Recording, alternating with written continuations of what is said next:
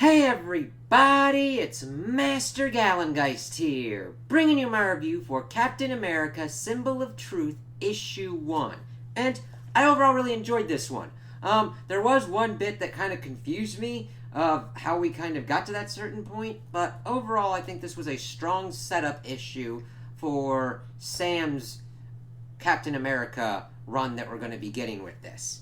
And it's $4.99 for the first issue, and I think it at least delivered that much value with it. That's not for you.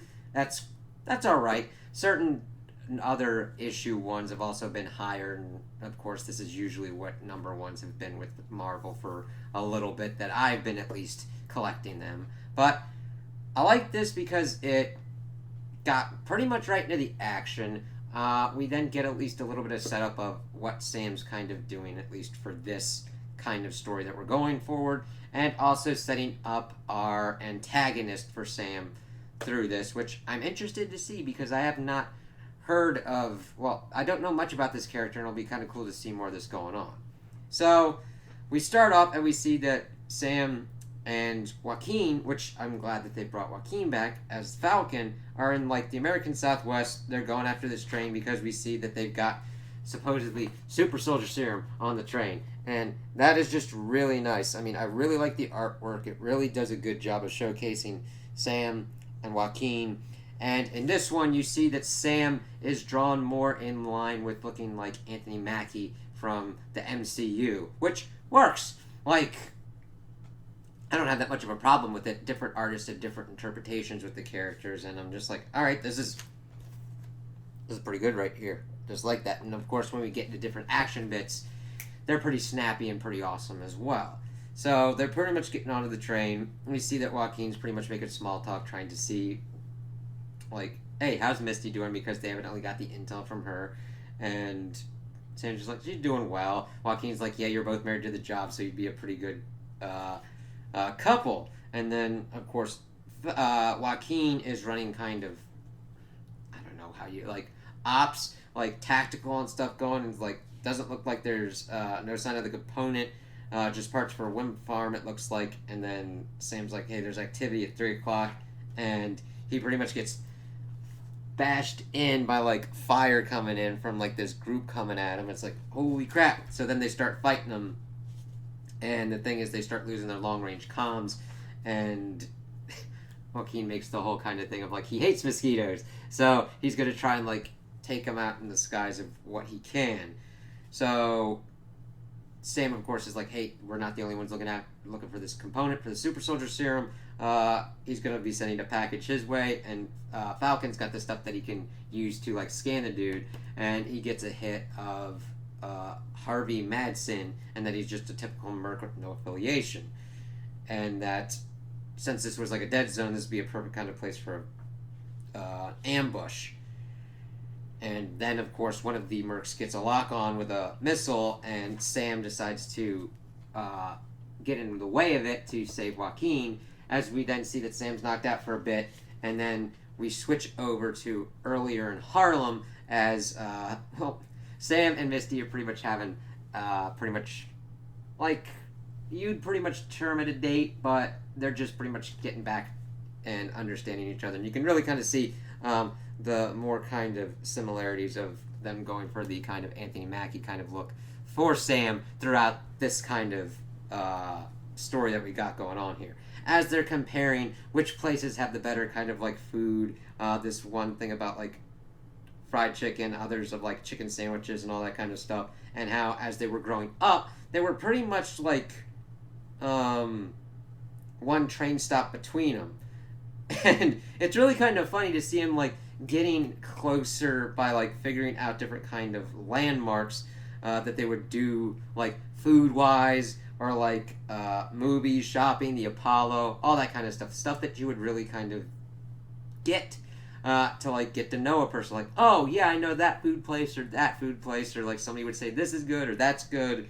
And as they're going by, we then see that there's this group that we're seeing, this Wakanda Forever kind of group, bringing up kind of, like, all the social problems that are going on in America, and how Sam just gives us the lowdown. That's like is one of that Wakanda Forever people, and they can't stand this. Let's see. They can't stand this country, and they act like paradise is just an ocean away. And then Misty's like, "Well, are things really so sunny here?" But Sam brings it to the point that it's like, "That's the point, Misty. Making this country a place where we can live and thrive. That's my job. This movement means I ain't doing so hot." You know, it's like, okay, I get it. There's a lot of stuff to do, but then, she offers him pretty much a job doing stuff with like what she usually does. But he brings up, it's like, yeah, investigating Century World, other dimensional monsters, magic bullets, that Carnage, that whole thing with Carnage, Simple Life, eh? And she's like, "You stalking me, Sam Wilson?" It's like, nah, he keeps tabs on his friends. And it's cool to kind of set that up of like, Sam might not get in touch with everybody all the time, but he's at least looking out for everybody. Even though it's like, okay, now granted, that's bigger kind of stuff. It's not like he's like, you go to that store on that street or whatnot. That's more the stalking kind of stuff. Let's see. And she, of course, keeps trying to be like, hey, that the San Fran weather would do him some good. They've also got satellite offices here in Harlem, and that the invitation would stand. And he's like, nah, I'm good. Now that I've got the old gig back, I enjoy punching Nazis too much. I'm like, that's a good comeback, Sam. And let's see. And then Misty brings up that she's got a kind of tip for him, and that there's a smuggling issue, and that it would look innocuous enough, but she brings up the whole thing that it's like super soldier serum, like a component. Typical Captain America shit. Let's see. And then he goes into info mode, like, alright, you got anything on the buyer, the seller, what's going on? And that he'd probably be the one to find out. And he's like, you giving me the mission? And she's like, I would never. Let's see. And then he's talking, okay, we'll get on the train, figure out what's going on, get the intel. And she's like, what do you mean we? And he's like, me and Joaquin, you sound disappointed. And then, of course, they kind of, like, go their separate ways. She's saying that it's not a date and everything like that. And Sam's like, not a date, my ass. I'm like, all right, Sam, we'll kind of see how this goes. As he then wakes up, and Joaquin makes a joke that he was about to bring out the smelling salts. But getting, like, hit by a rocket really does kind of, like, discombobulate you. Though it would have been interesting to be Joaquin going, like, what the fuck? So, Sam gets back into the action and starts, like, kicking Merc ass, as we start finding out that Joaquin has found their kind of locust problem, that the drones are being remote controlled by a satellite, and this is where I get confused. So it's like, okay, they're going for a satellite. What's kind of going on here? And then Joaquin, we see the satellite and Joaquin in like space. Now, I know Joaquin has different kind of powers. He was like gene spliced with Redwing, as Redwing was technically an undead vampire bird at that point. Well, not completely undead because it could fly in the sunlight. I don't know if the vampirism completely like mucked with Redwing. And Redwing was like with him in this. And in the sun. So he ain't fucking crisp. So I was kind of confused. I'm like, can Joaquin go into space? I don't know that many bird powers that, like, if you got gene spliced, you could go into space. Now, granted, could it be a little bit of the vampire stuff being like, hey, I don't need oxygen for a little bit? It was just a kind of jarring transition, and I just needed a little bit more information on that to kind of, like, go on. Though, granted, I do like the art of it happening. It's just a very awkward transition. So they get their eyes back in the skies. They're trying to get their comms for, like, getting backup. And they start taking out, like, the helicopters and shit, which I'm like, there you go, Joaquin. That's what you do. And, of course, Sam's trying to get more intel on the merch, but they're evidently all named Harvey Madsen, which is a Reservoir Dogs reference. And the thing is, Sam's like, all right, at least, even though we don't have more information, we at least know we got the right train. And then they decided to take they were able to capture one of the people to kind of figure out what's going on. And it's funny. Sam's just like, all right, Harvey Madsen, number 22. Let's get this whole thing started. He got him chained up and everything. He's like, who's paid? He's trying to get more info out of him. He's like, if you say my mom, I'm going to knock the rest of your teeth out. And whatever it is they're paying you, it's not enough to go through all this. However, the dude's like, I bought a gold toilet yesterday. And I'm like, yeah, that's probably a good amount of money for that. And of course, Sam's like, you're a man of culture. You're a man of culture, man. And then he's like, what, you gotta beat me up now? I was like, nah, we already did that, so I'm just gonna let you hang out a bit and just leave him there. It's like, that's actually a good tell for Sam, because he doesn't just resort to violence willy-nilly. He's like, alright, I'm just gonna leave this dude alone hanging, and that would probably be the more effective kind of thing. And Joaquin's going through and scanning the rest of the train, finding really nothing. Tries to get more of an update from Sam. He's like, the dude's hanging out. Sam gets up to the top of the train and be like, okay, you could slow down, you're out of danger for the people that are in control of the train. And they're like, why are they attacking us? It's like, well, I don't know. That's what we'd like to know. Trying to figure out to pull off the great train robbery and all that. And Joaquin then finds something. It's like, alright, there's definitely heat signatures in here, so let's see. He rips it open, and we find out that somebody's in there, and they're like telling him to stay back, but we see that Joaquin knows them, Luisa, and she knows him, and we find out that it's his cousin from Mexico. And it's like, okay, what the hell's going on? Like, one of the other women in the cart, in the train car, needs medical attention. So Sam gets in touch with Senator Mansfield, and they send out a helicopter to help out and everything like that, and takes him to a facility. Let's see. And then they're talking about how there were no barrels on the train. There was no, all the containers were emptied. The serum component doesn't seem to be airborne. So Sam's going through, clicking through. All right, this is what we know about what could be going on with these serum components. Even though we're trying to eliminate what, since there wasn't anything on the train, we're trying to figure out what could be the component if it was here at all. And the thing is, Joaquin was like, he didn't like the situation of what's going on with the senator, because evidently they're sending people to a facility run by an off the books by an anti-immigration U.S. senator.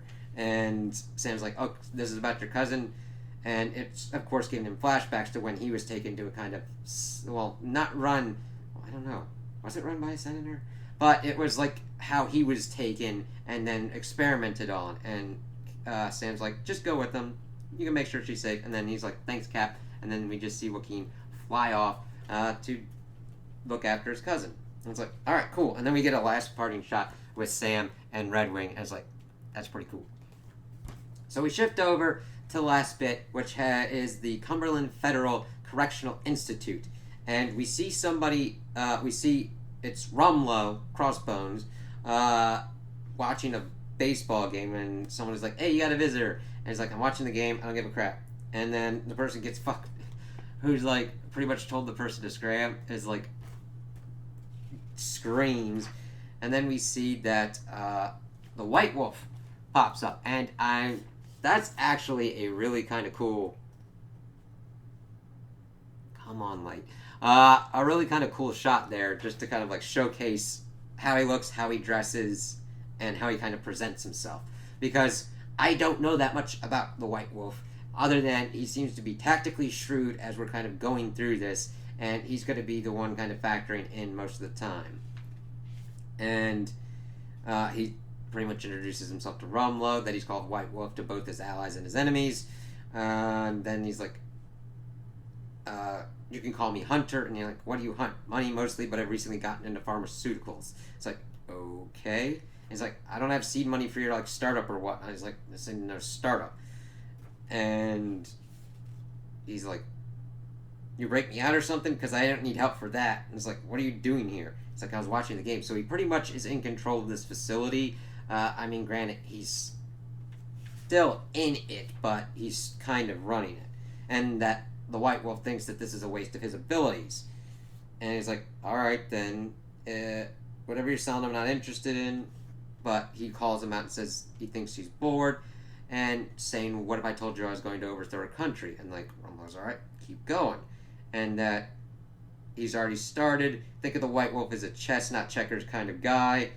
And what country are you toppling? A couple of them, really. And hey, for fun, you even get to kill Captain America. Now, do you prefer Rumlow or Crossbones? It's like, okay, so he's setting up some kind of like domino kind of effect to try and take over some countries, and that Cap is going to be figuring into that, and that he's offering that up to take on Sam, I guess, to take on Captain America. It's like, all right, let's kind of see how this goes.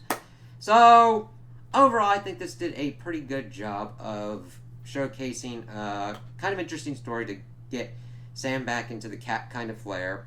Teaming him up with Joaquin is a good thing, and I'm glad to see Joaquin back and utilizing his powers. Pretty cool, and being treated as a partner for Sam. I liked Joaquin's introduction, but they didn't really do much with him, and I've liked what they've done with him so far because he's utilizing his abilities pretty well, and to help Sam out with what was going on with the train, and setting it up of Sam going after some kind of super soldier serum as part of this bigger kind of plot, and having to deal with the White Wolf. That sounds interesting to me and could go to some cool kind of places, so I hope that kind of continues on. So that was really kind of strong. I like the art. Dialogue worked pretty well for me. I think that they did a pretty good job of having Sam look like Anthony Mackie from the MCU, and that it didn't create a kind of uncanny valley effect. You know how sometimes when a movie character gets popular and they start trying to draw the comic book character like that, and sometimes it doesn't work out? That isn't the case here, and I'm glad that isn't the case here. The only kind of bit I had was just like, okay, I know Joaquin got bird powers, but I don't know how the fuck he got into space for this shit. That was my only kind of thing. I'm just like, alright, I just need a little bit something else for that. If he had had just some kind of gadget that went out and kind of like destroyed the satellite, I could have dealt with that a little bit better. Otherwise, it was kind of a jarring transition that he was in. It was just like flying in the skies, like, I'm in space! That just kind of confused me. But other than that, I think this was a pretty solid book, and I'm looking forward to what else will come from this.